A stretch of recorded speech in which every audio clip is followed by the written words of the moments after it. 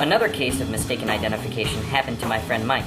He was walking in an Orthodox Jewish neighborhood coming back from an ice cream store famous for their super dark chocolate kosher ice cream. He had neglected to ask the clerk if the ice cream had any nut products in it, as he was terribly allergic. He was halfway through the delicious cone when his joints started to freeze up. He also had a terrible cold headache from eating the cone too fast, and that put a horrible scowl on his face. He rushed to call his doctor on his stylish watch phone, but he couldn't get reception, so he had to stick his arm out high in front of him to improve it.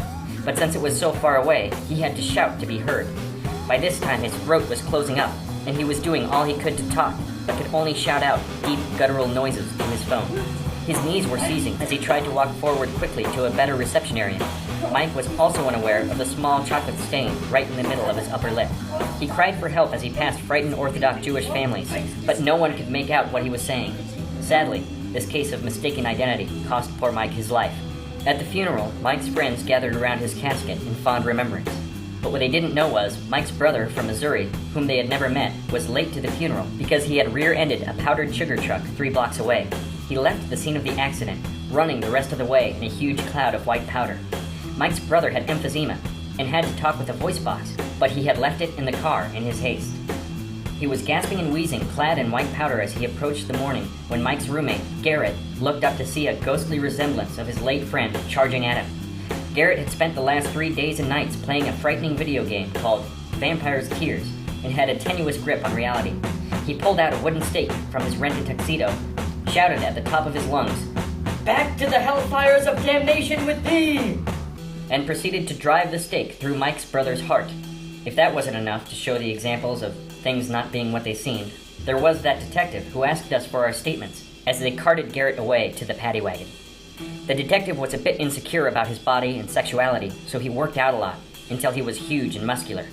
To show off his muscles, he would wear bright neon tank tops. He also had bought a pair of $200 Ray-Ban sunglasses with a safety strap around the back of his neck. He made sure to get completely reflective glasses so he could check out women's cleavage without them realizing it. Instead of paying child support, he would spend his money on spray-on tans and creatine.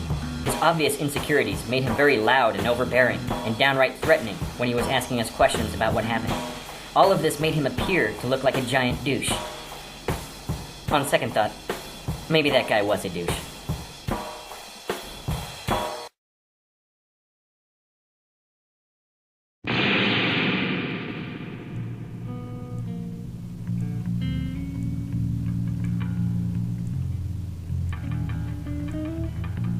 I believe that my lifestyle, that some would mark as destructive and maybe even pathetic, is actually quite the opposite.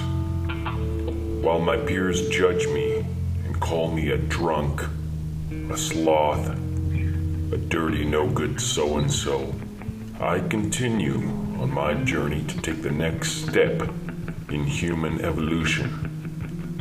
Take my drinking for one. I keep on a strict dietary regimen of at the very least a half a bottle of whiskey a day, 2 large cans of King Cobra or the like, and a 1/5 of vodka. Destructive, you may say, not in the least. What will you drink when all the rivers are polluted with toxic chemicals? You'll die of thirst.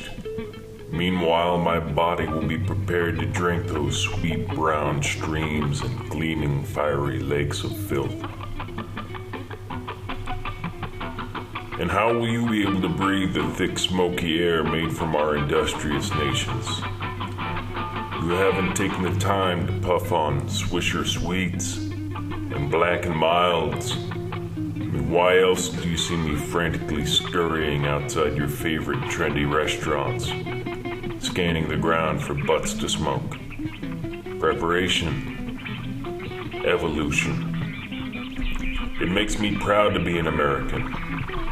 Why, did you know that after 9/11, terrorists sent every virus they could to try and destroy us? They only showed up on the radar as minor colds and 24-hour flus. That's because after days and years and generations of eating ding-dongs, Twinkies, Doritos, and moon pies, TV dinners has tempered us Americans in preservatives.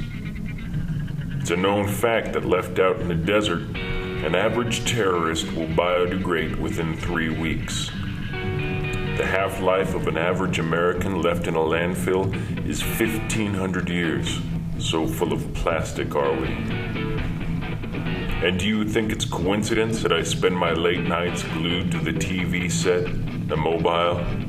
It looks like I'm not doing much to the untrained eye, but I'm busy soaking up radiation from the TV. So when the atmosphere can no longer shield us from the sun's deadly rays, me and my ilk will be roaming free out in the barren wastelands. I feel sorry for those of you who haven't challenged your immune systems by drinking yourself to the brink of death and waking up in the gutter, rolling around in your own filth. The irony of your sneers and shuns directed towards me would be hilariously comic if I were heartless, but instead I find it terribly tragic. When I walk the streets and look at you, I see the walking dead, zombies, sleepwalkers. This is my personal hell.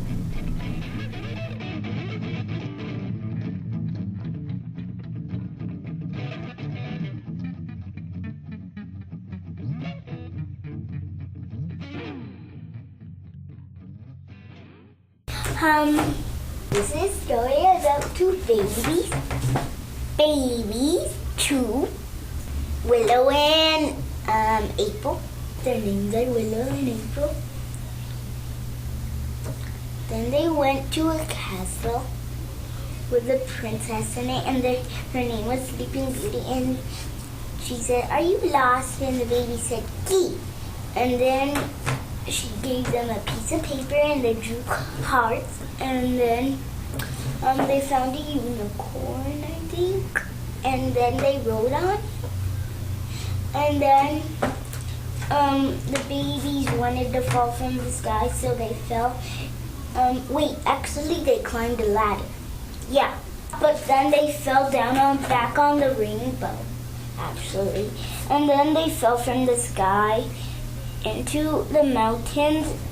And then they found a picture laying there, and then they rode back on it.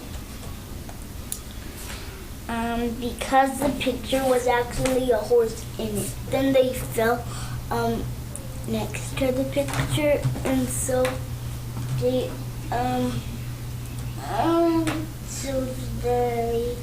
so they jumped in it, and then they rode back up to the plane, I think. Up to the rainbow. That's a little confusing.